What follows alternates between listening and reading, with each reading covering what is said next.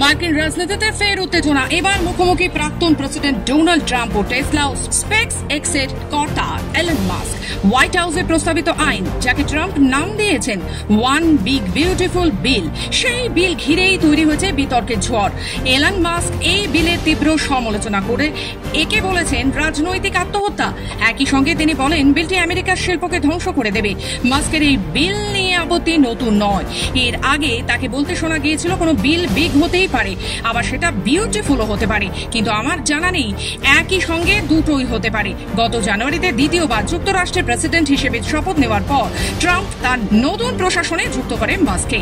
কিন্তু গত 6 মার্চ বৃহস্পতিবার একটি গুরুত্বপূর্ণ ক্যাবিনেট বৈঠক ট্রাম্প পরিষ্কার করে দিয়েছেন সেখানে ডিওজিই এর প্রধান হওয়া সত্ত্বেও এলন মাস্ক কোনোভাবেই নিয়োগ বা ছাঁটাইয়ের ক্ষেত্রে চূড়ান্ত সিদ্ধান্ত নিতে পারবে না।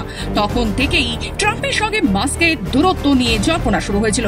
যদিও মার্কিন প্রশাসনের বিশেষ কর্মকর্তা রূপে তিনি নিযুক্ত হয়েছিলেন 130 দিনের জন্য, ট্রাম্প সেই মেয়াদ আর না বাড়ানোর সিদ্ধান্ত নিয়েছেন। ব্যুরো রিপোর্ট, খবর বাংলা।